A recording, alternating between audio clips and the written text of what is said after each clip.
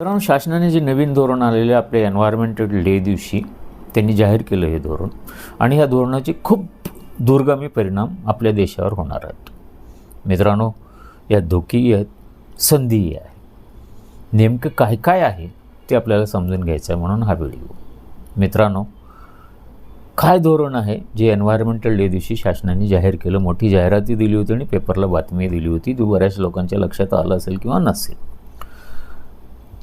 धोरण असं आहे की पेट्रोलमध्ये आता जे मिक्स केलं जातं E20पर्यंत, म्हणजे E30पर्यंत आलेलं आहे. म्हणजे इथेनॉल पेट्रोलमध्ये 30% मिक्स केलं जातं, 20% मिक्स केलं जातं. आता हे 100%, 85 ते 100% मिक्स केलं जाणार आहे. असं म्हणण्यापेक्षा असं म्हणूया, पूर्ण इथेनॉलवर गाड्या चालणार आहेत.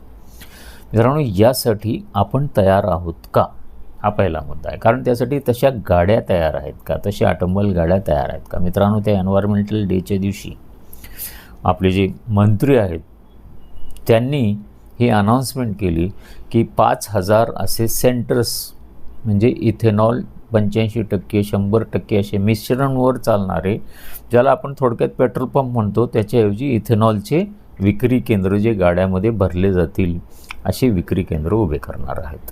हे पहिल्यांदा 200 गावामध्ये, मेट्रो सिटीजमध्ये, मुंबई, पुणे, नागपूरसारख्या ठिकाणी येणार आहेत.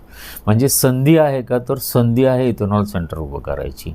पण धोका कुठला आहे, तर अशा प्रकारच्या गाड्या उपलब्ध आहेत का, तर नाही आहेत. मित्रांनो, त्याच दिवशी मारुतीने एक वॅगनार काढलेली आहे आणि ज्या फ्युएलला आपण म्हणतो फ्लेक्स फ्युएलवर चालणारी वॅगनार गाडी काढलेली आहे, जी 100%पर्यंत इथेनॉल वापरून चालू शकते. म्हणजे हे सुरुवातीला आत्ता आपल्या भारतामध्ये रोडवर आलेली पहिली गाडी आहे. मित्रांनो, बाकी कुठल्याही गाड्या अशा नाही आहेत. मग जर अशा गाड्याच उपलब्ध नाही आहेत, तर असे सेंटर जे 5000 उघडणार आहेत, त्या सेंटरमधून अशा गाड्यांना फ्युएल भरत असताना किती अडचणी येणार आहेत. मग ज्या लोकांनी आता 1, 2, 3 वर्षामध्ये गाड्या घेतलेल्या आहेत आणि त्या गाड्या ज्या त्यांनी घेतलेल्या आहेत त्या गाड्यामध्ये अशा प्रकारचं फ्युएल वापरून चालवायची सुविधाच नाही आहे, तर त्यांचं काय होईल. म्हणजे ती आपली जी इन्व्हेस्टमेंट आहे, म्हणजे गाड्या घेत असताना माणूस खूप सारा विचारतो, 4 व्हीलर असतील, 2 व्हीलर असतील, ह्या गाड्या त्या फ्युएलवर चालणार आहेत का. नाहीतर मग पॅरलल गोष्टी चालतील, म्हणजे सध्या पेट्रोलवरही चालेल आणि मग इथेनॉलवरही चालणाऱ्या गाड्या निर्माण करून मार्केटला येतील. तोपर्यंत काय.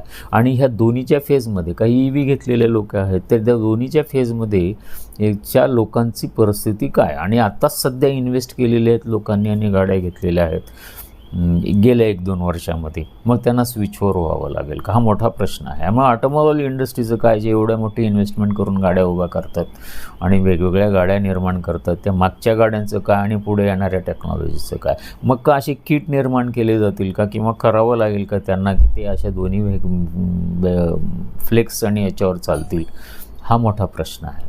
मित्रांनो, हे सगळे प्रश्न आहेत आणि यामधनं धोके आहेत का, तर धोके आहेत. कारण ते जी फ्लेक्स फ्युएल आहे, ह्या फ्युएलमुळे गाड्यांना, जर ती गाडी कायम चालत नसेल तर त्या गाड्यामध्ये पाणी जमा होतं, थोडक्यामध्ये म्हणजे जंग चढतं, अशा गोष्टी घडतात. तर मित्रांनो, यासाठी सध्या तरी आपल्याला ऑटोमोबाईल इंडस्ट्री आणि गाड्यांचा विचार करावा लागेल आणि धोके आहेत. पण संधी कुठली आहे. मित्रांनो, इथेनॉलचा वापर जर का वाढला, हे सगळं का केलं जातं, तर पहिली गोष्ट आहे की परकीय चलन वाचावं. पेट्रोल आपल्याला परदेशातून घ्यावं लागतो, म्हणजे रॉ ऑइल ज्याला म्हणतो आपण, परदेशातून घ्यावं लागतं. त्याला जो खर्च लागतो, म्हणजे परकीय चलन जे लागतं, ते परकीय चलन आपलं वाचतं. त्यामुळे आपली अर्थव्यवस्था चांगला होईल, हा खूप चांगला विचार आहे.